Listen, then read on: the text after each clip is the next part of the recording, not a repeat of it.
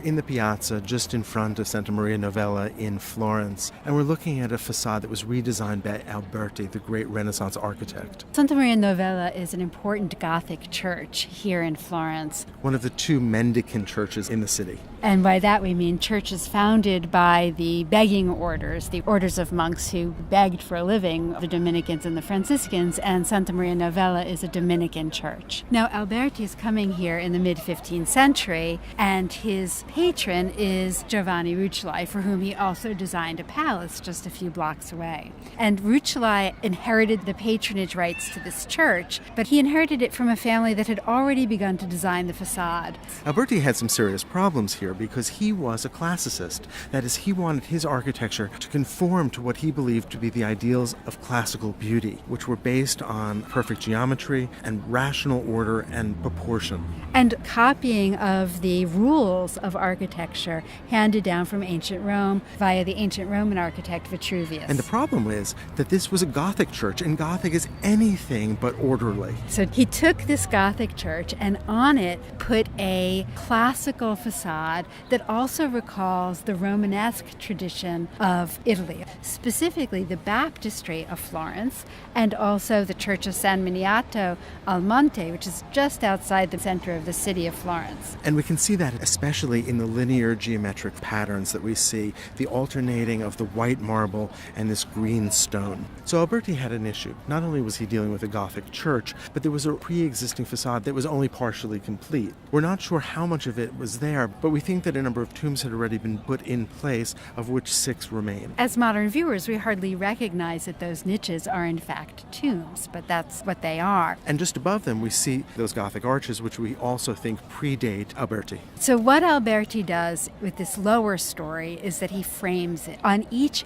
end, he gives us a column accompanied by a pier. The column has a Corinthian capital, and in the center, he gives us a doorway modeled on the Pantheon. So what had been there before was a small doorway, and Alberti gives us a magnificent entryway. In fact, it's easy to picture what that original doorway would have looked like because 2 earlier doorways still exist. So he defines the edges of the building for us. He defines the center with pilasters with Corinthian capitals, a coffered vault over the entrance. We see these references to ancient Roman architecture, but we also see a reference at the top to an ancient Greek temple front. It is clearly a temple front. We have a pediment, just like we would expect to see on the Parthenon in ancient Greece, and we see squared attached columns, pilasters supporting it. And that Greek temple front caused a problem for Alberti.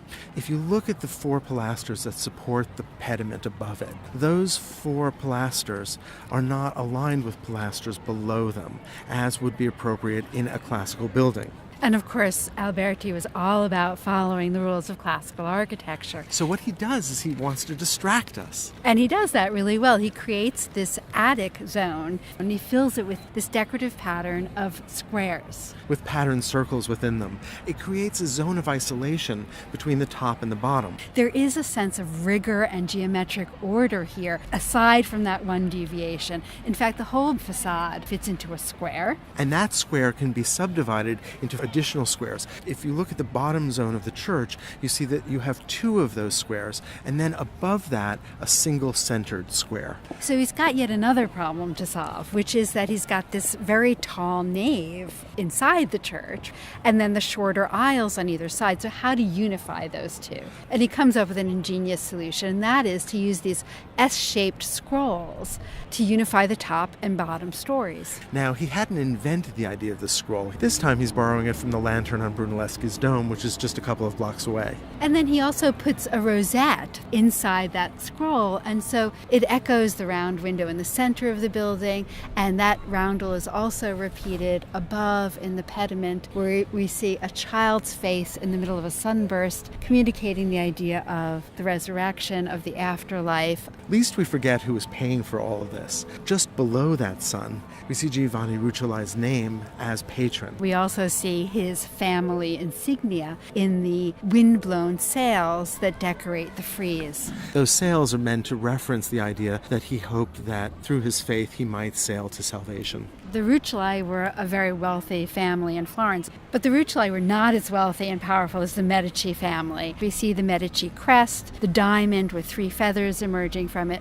right over the central doorway of the church. So we can see expression of the Rucellai's loyalty to the Medici here. And it's so easy to walk by this church and miss all of this, but the 15th century is alive here in Santa Maria Novella in Florence.